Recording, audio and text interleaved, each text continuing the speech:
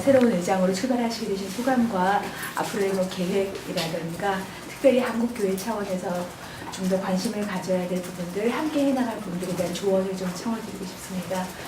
간략하게 소감 한번 먼저 부탁드리겠습니다. 소감이라 하면은 그냥 막막할 뿐입니다. 이것이 좀 여러 선배 주회인들도 계시고 또 저보다 여러 가지 면에서 능력이 특출하신 주교님들도 계시는데 저희가 이렇게 선임된 것은 심부름하기 편해서 그러지 않는가 생각을 합니다. 그래서 저는 저 혼자 일하는 것이 아니라 주교님들의 뜻을 모으는 코디네이터 역할이 아니겠는가 생각을 합니다. 주교님들의 뜻을 존중하고 그에 맞춰서 하고 또 저 개인적인 바람이 있다면은 시대의 아픔과 함께하는 교회가 될 수 있으면 좋겠다. 시대의 아픔이라고 하면은 여러 가지가 들어가겠지만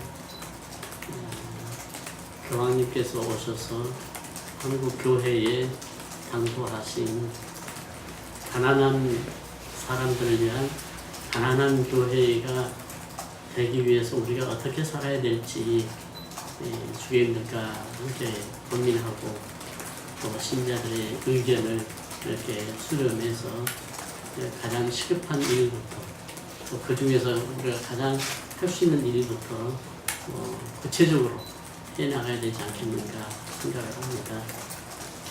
교황님께서 우리에게 당부하신 그 중요한 단어 세 가지가 생각이 납니다.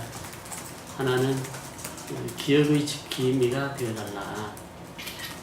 기업의 지킴이가 된다는 것은 단순히 어떤 감상적인 추억이 아니라 과거에 일어났던 모든 일들에 대해서 무가치하게 흘려보내지 않고 그것이 바탕으로 해서 현재를 우리가 되돌아볼 수 있는 일이 어떨까.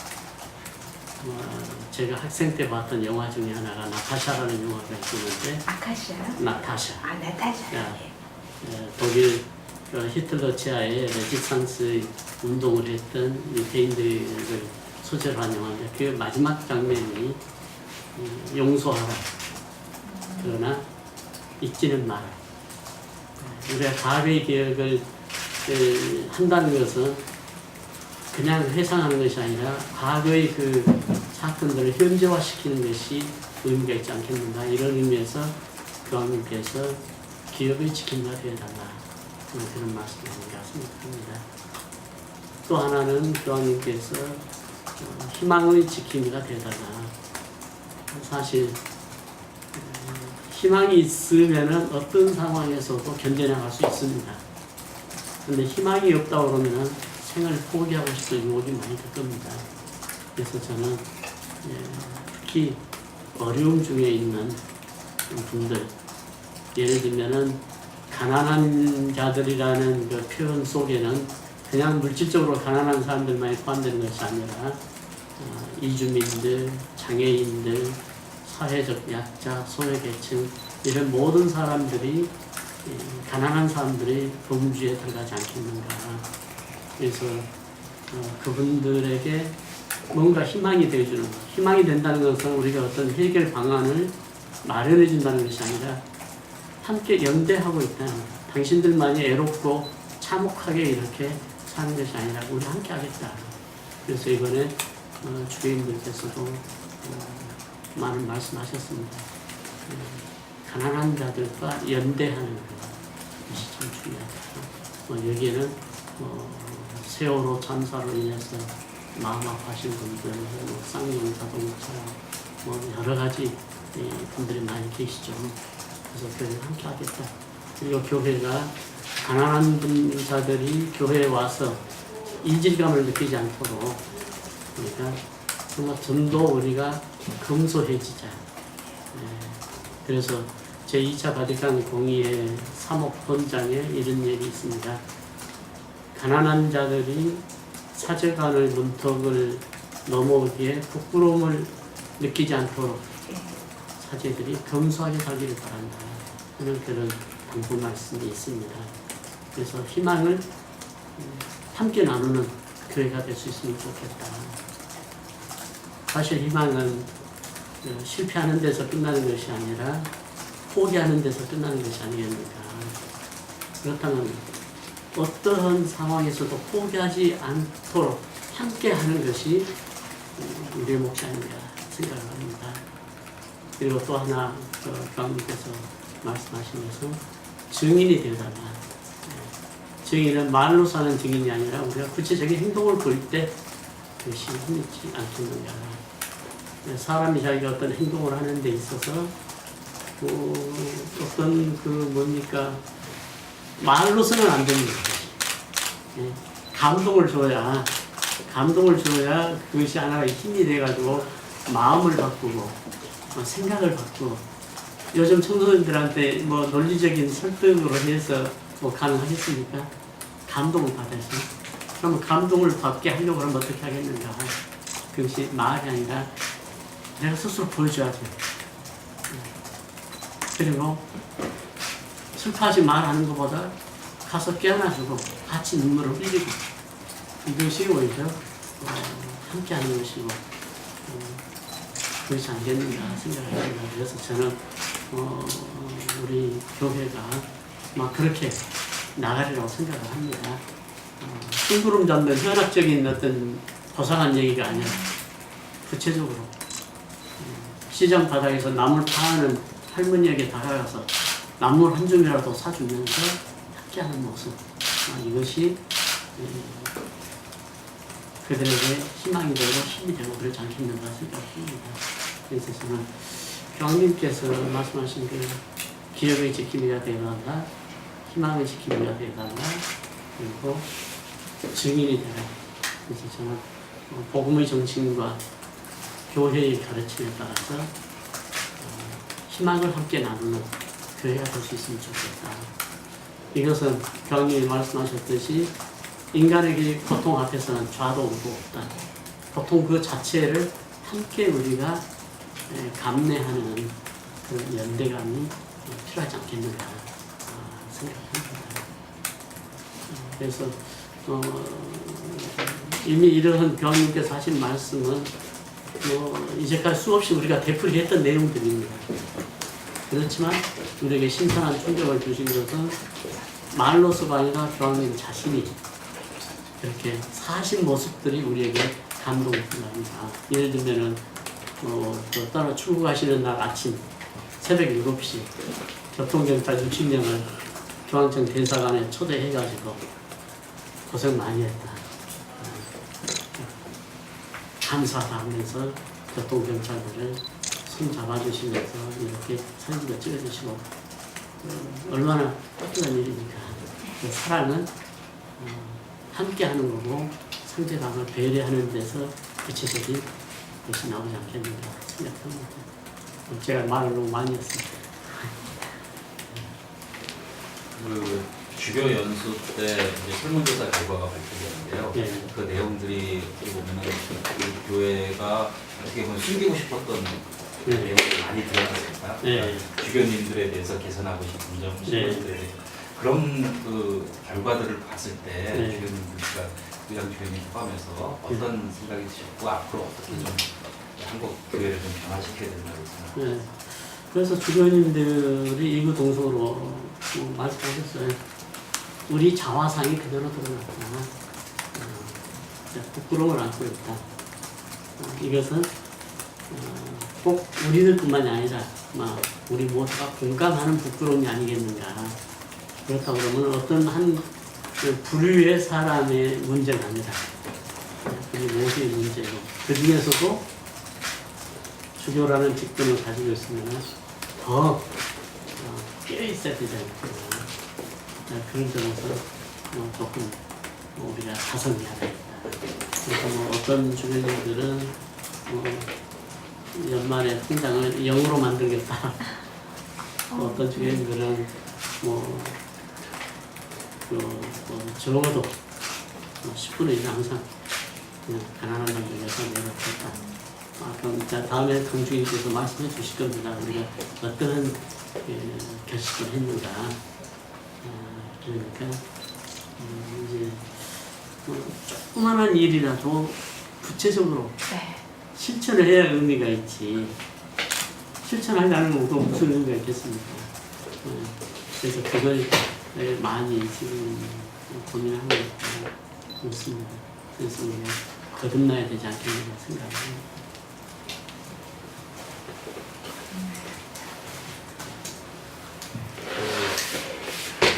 최근 들어서 그러니까 한국 신주교 중에 가물주교님 계시다고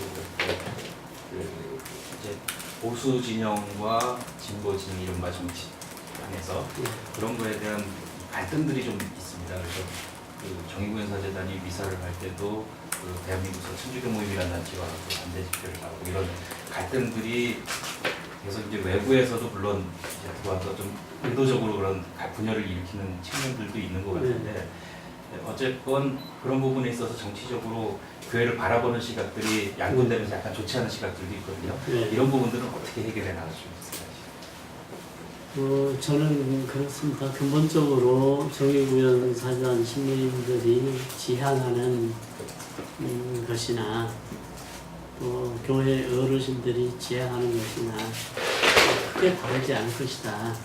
다만 표현 방식에 있어서 방법론의 차이가 크지 않겠는가. 어떤 분은 조금 신중하자. 어떤 분은 지금 우리가 신중할 때인가 나서야지 하는 그런 시기 조정 문제도 있고 여러 가지가 있을 겁니다. 그런데 이제 보수와 진영이라는 것보다는 저는 글쎄요, 보수는 나름대로 조금 더 신중하다는 내용이겠고, 진보는 발등에 떨어진 불을 신중하게 가만히 놔두면 화상 입는데 그렇게 있을 수가 있느냐. 그런 입장의 차이가 아닌가 생각합니다. 그래서 이런 저도 주교님들도 그런 말씀을 하셨어요. 이런 갈등, 대립과 갈등의 구조를 우리가 조금 완화시키고 화해시키는 것도 우리들이 몫이 아닌가. 그래서 소통에 대해서도 또 얘기를 많이 했습니다. 사실 얘기를 적나라하게 하다 보면은 어느 정도 공통 분모를 발견할 수 있지 않겠는가 생각을 합니다. 다만 직접 얘기하지 않고 상대방이 하는 행동을 보고서 판단한다 그러면 조금 왜곡할 수도 있고 또 진위를 왜곡할 수도 있고 너무 또 확대 해석할 수도 있고 그러지 않겠는가 저는 그렇게 생각을 합니다. 그러나 교황님께서 말씀하셨듯이 우리 어떠한 외적인 행위도 예를 들면 정치성을 띠는 행위를 할지라도 그 안에 예수 그리스도가 안 계신다면 우리에게 아무런 의미가 없다. 그래서 제가 아까도 말씀드렸듯이 복음의 정신과 교회의 가르침에 따라서 우리가 행동하는 것이 중요하다. 저는 그렇게 생각합니다. 왜냐하면 그리스도교의 사랑의 실제는 사회복지, 일반 사람들은 사회복지하고는 좀 더 다른 차원이 아니겠는가 그렇게 생각합니다. 주님께서 평소에 이제 대국내 한국교회의 어떤 이제 현안에 대해서도 관심이 많으셨지만 대외 활동도 국제적으로 저희가 보편교회 안에서 함께 연대할 방안에 대해서도 항상 밀접한 관련이 있지 않으신가 합니다.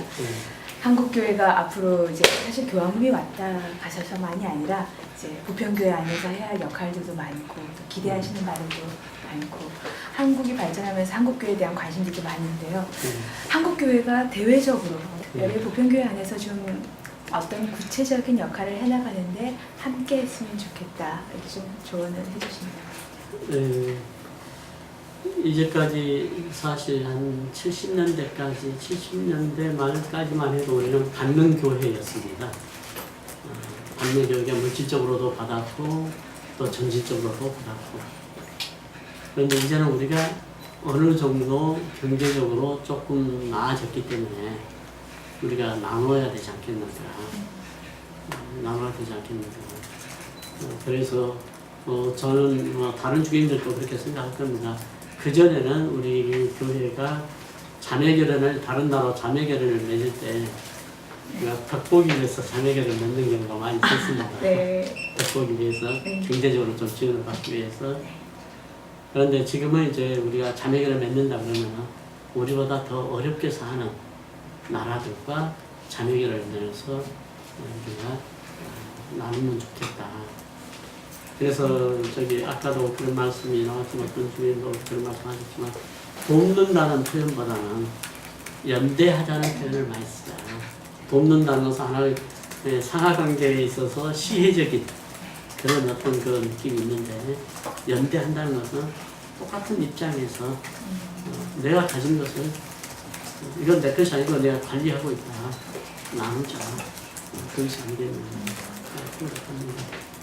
또 한 가지는 저는 우리 사회가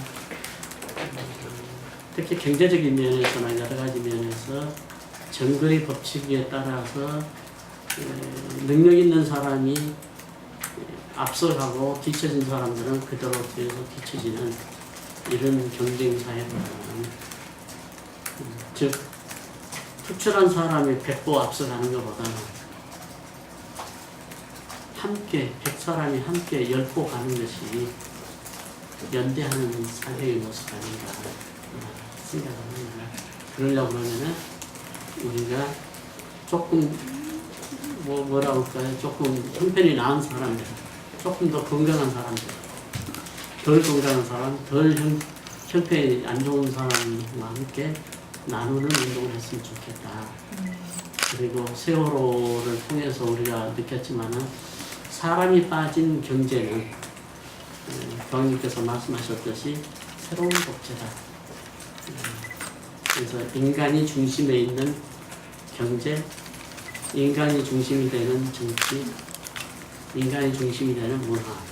그런데 정치, 경제, 문화 모든 것들이 요즘은 뭐로 환산돼서 추진하고 있습니다. 돈입니다. 돈이 되는 문화. 돈이 되는 이 경제나 정치도 전부 돈에 집중되어 있습니다. 그래서 나누는 그 교회에 되면 좋겠다.